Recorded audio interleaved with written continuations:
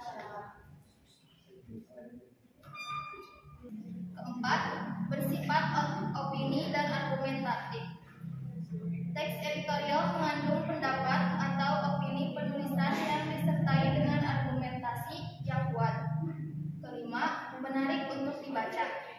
Teks editorial ditulis dengan kalimat singkat, padat, dan jelas agar menarik bagi pembaca. Adapun beberapa struktur teks editorial. Pertama, pertanyaan pendapat.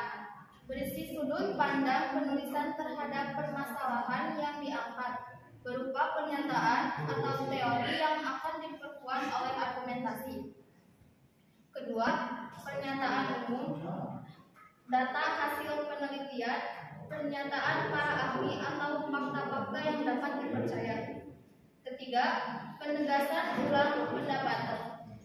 Berisi penguatan kembali atau pendapat yang telah ditunjang oleh fakta-fakta dalam bagian argumentasi.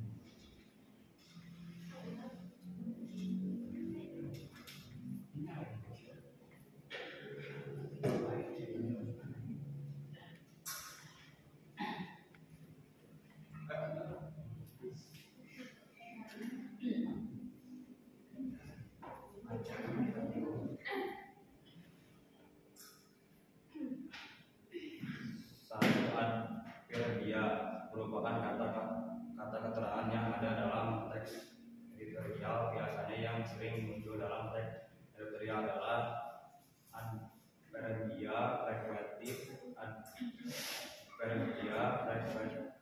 yang menggambarkan makna berhubungan dengan tingkat kekerapan terjadinya sesuatu yang tidak lagi adverbial itu contohnya seperti kata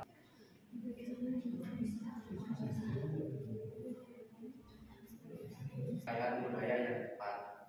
Sebagai seorang warga negara Indonesia yang baik, sudah seharusnya masyarakat Indonesia menjaga serta melestarikan budaya negara kita. Tujuannya tentu saja agar kebudayaan kita tidak punah.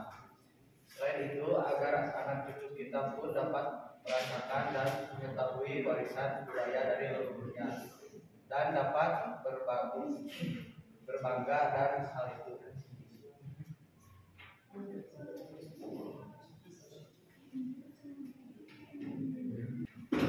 Argumentasi. Budaya dapat memiliki peranan yang cukup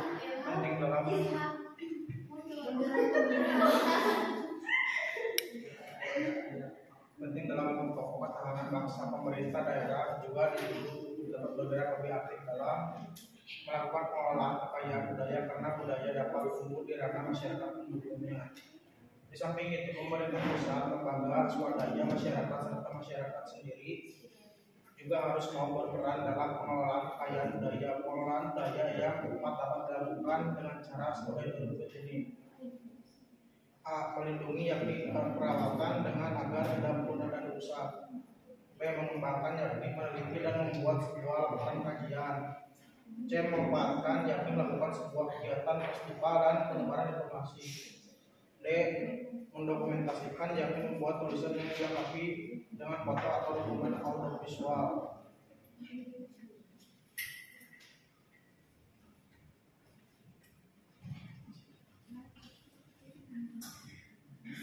Penegasan ulang. Sesungguhnya pengelolaan kekayaan budaya adalah cara kita memahami, melindungi serta melestarikan budaya agar tidak begitu saja punah dan dapat memperkokoh ketahanan bangsa.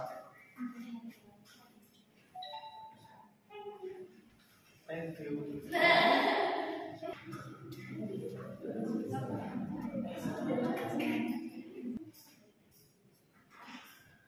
Assalamualaikum warahmatullahi wabarakatuh. Perkenalkan, nama saya Amelia Fitriani, perwakilan dari kelompok 1. Saya ingin bertanya, apa tujuan dari pengelolaan kebudayaan budaya? Ingin bertanya, saya perwakilan dari kelompok 4 ingin menanyakan perihal budaya apa yang sudah masuk ke Indonesia.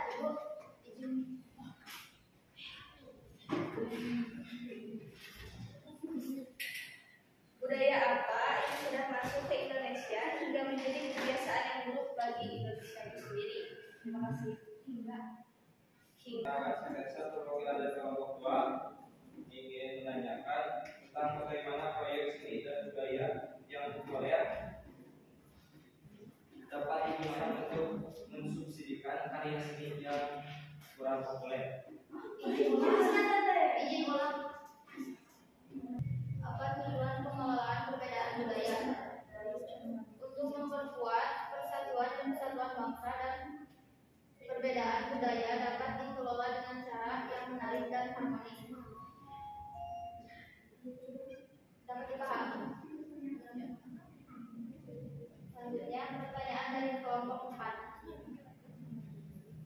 Budaya apa yang sudah masuk ke Indonesia hingga menjadi kebiasaan yang buruk bagi Indonesia itu sendiri? Jawabannya, budaya asing yang masuk ke Indonesia dan menjadi kebiasaan buruk bisa menyebabkan hilangnya identitas